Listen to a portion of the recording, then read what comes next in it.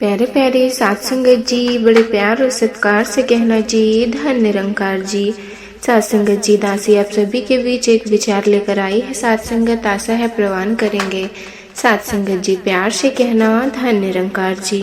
साथ संगत जी, रवि एक साधारण सा युवक था, घर नौकरी और अपनी दुनिया में ही उलझा हुआ। साथ संगत वो अक्सर सत्संग में जाने की सोचता, पर हर बार यही कह देता, अभी समय नहीं है, बाद में देख लूंगा। साथ संगत जी, उसकी माँ निरंकारी श्रद्धालु थी। वो रोज सुबह रवि को जगाकर कहती, बेटा समय अपने आप नहीं आता, समय निकालना पड़ता है। भगवान याद करने से मिलते हैं, टालने से नहीं। साथ संगत पर रवि मुस्कुरा कर टाल देता, माँ अभी बहुत समय है, मैं जवान हूँ, सब कर लूंगा। माँ बस मुस्कुरा देती है, पर आंखों में एक डर छुपा रहता कि कहीं बेटा देर ना कर दे। साथ संगत जी, एक दिन माँ बहुत बीमार पड़ गई। रवि ने कई दिनों की छुट्टी लेकर उनकी सेवा की। साथ संगत धीरे धीरे माँ की हालत बिगड़ने लगी। रवि घबराया हुआ था और मन में पछतावा भी। साथ संगत काश माँ के साथ ज्यादा समय बिताया होता, काश उनकी बातें समझी होती। साथ संगत एक रात माँ ने उसे पास बुलाया, कमजोर आवाज में बोली, रवि बेटा मैंने हमेशा यही कहा, समय आता नहीं, लाना पड़ता है। मैंने जाने के बाद साथ संगत जी, इस बात को मत भूलना। रवि की आंखें भर आई, वो कुछ बोल नहीं पाया। साथ संगत रात गहरी थी और उसी रात माँ चुपचाप चली गई। साथ संगत रवि की दुनिया जैसे एकदम से खाली हो गई। साथ संगत जी, उसके हाथों से समय फिसल गया था, अब सिर्फ पछतावा बचा था। साथ संगत जी, माँ की 13वीं के बाद साथ संगत जी, रवि पहली बार सत्संग गया। वो पीछे बैठा था, पर हर वाणी उसके दिल पर चोट कर रही थी। एक संत ने कहा, जीवन छोटा है और समय सबसे बड़ा धन। साथ संगत जिसे हम टालते हैं वही सबसे कीमती होता है। रवि की आंखें फिर भर आई। साथ संगत ये वही बात थी जिसे माँ जिंदगी भर समझाती रही, पर उसने कभी सुनी ही नहीं। साथ संगत उस दिन से रवि का जीवन बदल गया। वो रोज थोड़ा सा समय साधना और सेवा के लिए निकालने लगा। लोग उसे पहले से अधिक शांत, नम्र और समझदार देखने लगे। साथ संगत रवि जब फिर भी किसी को समय की कमी का बहाना करते देखता, धीरे से मुस्कुरा देता, भाई समय खुद नहीं आता, लाना पड़ता है। साथ संगत मैंने अपने जीवन में बहुत देर से समझा। साथ संगत और ये कहते ही उसे अपनी माँ की याद आ जाती, एक मधुर पर दर्द से भरी याद। साथ संगत जी, समय दुनिया की सबसे बड़ी पूंजी है। जो काम आज हो सकता है उसे कल पर नहीं टालना चाहिए। सेवा, भक्ति, प्रेम और रिश्ते, इन्हें समय देखकर ही बचाया जा सकता है। साथ संगत जी, पीछे केवल वही पछतावा रह जाता है जिसे हम देर कर देते हैं। साथ संगत जी, छोटे से कस्बे में अनिल नाम का युवक रहता था। दिखने में खुश मिजाज, पर अंदर से बिल्कुल उलझा हुआ। साथ संगत दौड़ भाग, नौकरी, दोस्तों की भीड़। साथ संगत पर माँ बाप के लिए, भक्ति के लिए, सत्संग के लिए समय बाद में रखता था। साथ संगत उसकी माँ बचपन से निरंकारी मिशन से जुड़ी हुई थी। वो रोज सुबह उसके कमरे के बाहर खड़ी होकर कहती, बेटा जीवन भागता है, पर भक्ति तो ठहर कर ही होती है। समय अपने आप कभी नहीं आता, उसे लाना पड़ता है। साथ संगत अनिल उनकी बातें गंभीरता से नहीं लेता था। वो प्यार से बोल देता, माँ अभी तो उम्र पड़ी है, सब कर लूंगा। माँ बिना कुछ कहे मुस्कुरा देती, जैसे जानती हूँ कि बेटा जिस दिन समझेगा बहुत देर हो चुकी होगी। साथ संगत एक शाम अनिल काम से घर लौटा। साथ संगत तो घर में हलचल थी। माँ अचानक बेहोश हो गई थी। साथ संगत जांचों के बाद पता चला, एक गंभीर बीमारी कई महीनों से भीतर बढ़ रही थी। साथ संगत माँ ने कभी बताया ही नहीं। अनिल फूट पड़ा, माँ आपने बताया क्यों नहीं? माँ शांत स्वर में बोली, बेटा तुम रोज कहते थे समय नहीं है, मैंने सोचा तुम्हारा बोझ बढ़ेगा इसीलिए चुप रही सासंगत। उनका जवाब तीर की तरह दिल में उतर गया सासंगत। अगले महीने माँ का इलाज चलता रहा। अनिल अस्पताल के चक्कर लगाता, पर मन में सिर्फ पछतावा था सासंगत। उसे याद आने लगी माँ की अनगिनत बातें सासंगत। वह सुबह जब माँ बुलाती थी और वो सोता रहता था सासंगत। वो सत्संग जहाँ माँ अकेली चली जाती थी। घर के आंगन में उनकी धीमी भजन धुनें, सब कुछ अब धुंधला नहीं सासंगत, बल्कि बहुत तेज चुभता हुआ लग रहा था सासंगत। एक रात आयुष्यों में डॉक्टर ने कहा सासंगत, तैयार रहिए शायद रात भारी हो। अनिल माँ के पास बैठा था, उनका हाथ पकड़ कर सासंगत जी।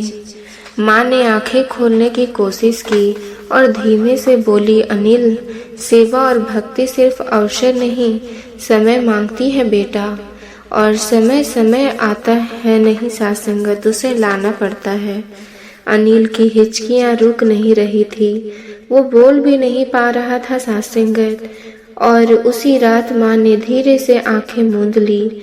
सासंगत कमरा मौन हो गया, जैसे समय रुक गया हो सासंगत। माँ की 13वीं तक घर में सन्नाटा रहा। अनिल हर चीज को देखता, दीवार पर उनकी सत्संग की पर्चियां, तकिए के पास रखा छोटा सा नानक नाम का फोटो, भजन की किताब जिसमें उनका लिखा हुआ था, समय अपने आप नहीं आता बेटे, समय निकालना सीख। अनिल टूट गया सासंगत, पर टूटने के बीच एक जागृति भी उठी, जैसे माँ की कही बातें धीरे धीरे उसके भीतर चुभने लगी। सासंगत जी अनिल पहली बार माँ का दुपट्टा लेकर सत्संग गया। पीछे कोने में बैठ गया। भक्तगण प्रेम से गा रहे थे, सुध बुध अपनी रहे न जब, प्रभु को याद कर लेना।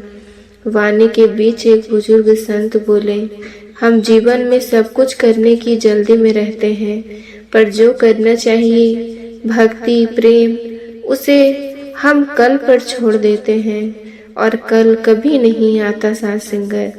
ये सुनकर अनिल की आंखें फिर भर आई। उसे लगा जैसे माँ उसके पास बैठी हो। सासंगत जी अनिल ने धीरे धीरे अपना जीवन बदलना शुरू किया सासंगत।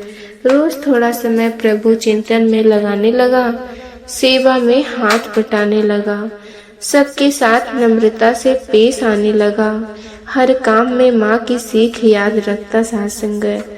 सासंगत जी जब भी कोई कहता यार समय नहीं मिलता, अनिल धीरे से कहता, समय कभी नहीं मिलता, अगर दिल से चाहो तो बनाया जाता है, मैं बहुत देर से समझा हूँ। उसकी आंखों में हर बार वही दर्द झलक जाता सासंगत, जो माँ की कमी ने हमेशा के लिए छोड़ दिया था। सासंगत जी समय सबसे बड़ा गुरु है, पर वो उसी को मिलता है जो उसे लाता है। भक्ति प्रेम सेवा ये सब समय मांगते हैं। माता पिता का साथ सीमित है, उन्हें कल पर मत टालो। जो लोग हमारे लिए सब कुछ करते हैं, कभी कभी हम उसे ही समय देना भूल जाते हैं। जब तक हम समझते हैं अक्सर बहुत देर हो चुकी है। सासंगत जी छोटे से गांव में एक बुजुर्ग दादी रहती थी, सावित्री दादी। उनका दुनिया में बस एक ही सहारा था, उनका प्यारा पोता अद्वैत। अद्वैत शहर में रहता था, सपनों में खोया हुआ सासंगत। दादी उससे बहुत प्यार करती थी, उन्हें उसकी हर छोटी बड़ी बात याद रहती। कौन सी मिठाई पसंद है, कौन सी किताब वो पढ़ता था, बचपन की कौन सी शरारतें सासंगत उसने की थी, सब कुछ सासंगत। लेकिन अद्वैत शहर की तेज रफ्तार में उलझ गया था सासंगत। दादी को हर रविवार फोन करना भूल जाता। दादी इंतजार करती, सासंगत दरवाजे पर, आंगन में और दिल में। सासंगत वो खुद से कहती बच्चा बड़ा हो गया है, समय कहाँ मिलेगा। पर मन में एक हल्की सी टीस रहती साथ संगत। गांव में दादी का एक छोटा सा घर था। दीवारें पर अद्वैत की बचपन की तस्वीरें टंगी थी। एक कोने में उसकी पुरानी साइकिल पड़ी थी जिसे दादी रोज साफ करती साथ संगत।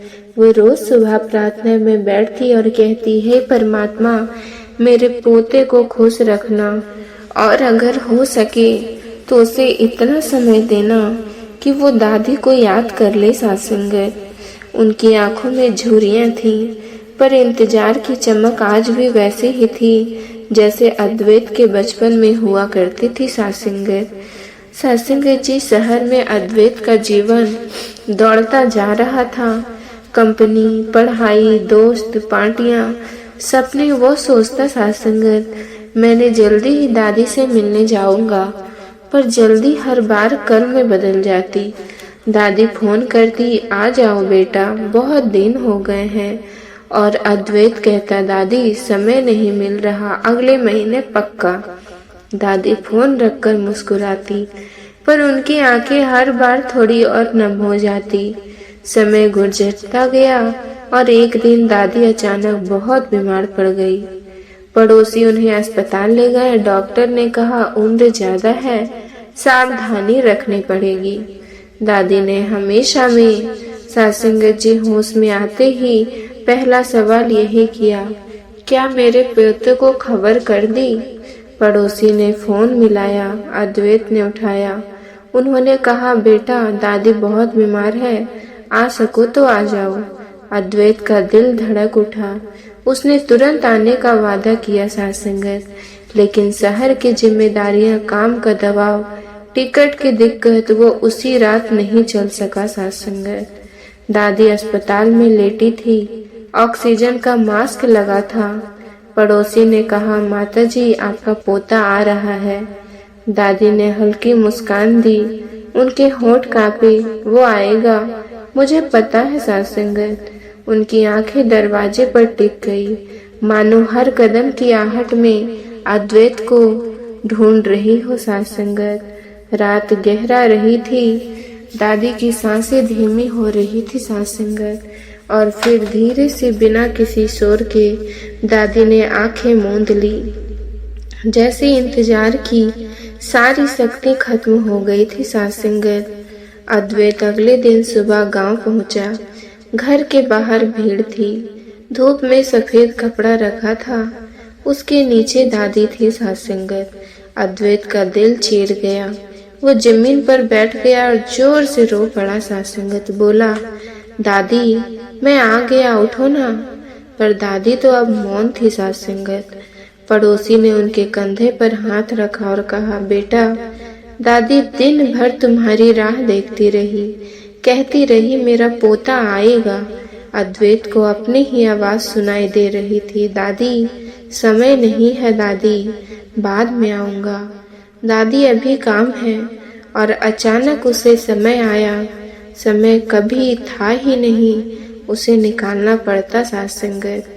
दादी के कमरे में बैठे अद्वैत ने उनकी सारी चीजें देखी। उसकी बचपन वाली टोपी, उसके लिए दादी ने बुना हुआ स्वेटर, वो पुरानी डायरी जिसमें दादी ने लिखा था, जब वो आएगा मैं खीर बनाऊंगी। उसकी बचपन की उंगलियां पकड़कर चलती दादी की तस्वीर। अद्वैत रोता रहा साथ संगत और एक संकल्प उसके भीतर जन्मा। उसने कहा, दादी, अब मैं समझ गया हूँ, समय कभी मिलता नहीं, मैं हर साथ संगत रिश्ते के लिए समय लाऊंगा। दादी का प्यार साथ संगत इंतजार नहीं करता, पर हम अक्सर देर कर देते हैं। रिश्तों को समय देना पड़ता है, वरना पछतावा ही बचता है साथ संगत। जब तक हम समझते हैं बहुत देर हो जाती है साथ संगत। बुजुर्ग साथ संगत जी, बुजुर्गों का प्यार परमात्मा की छाया जैसा होता है, धीमा, शांत पर गहरा साथ संगत, जो हमें याद करते करते चले जाते हैं, वापस कभी नहीं आते साथ संगत जी। साथ संगत जी, प्यार से कहना, धन्य निरंकार जी।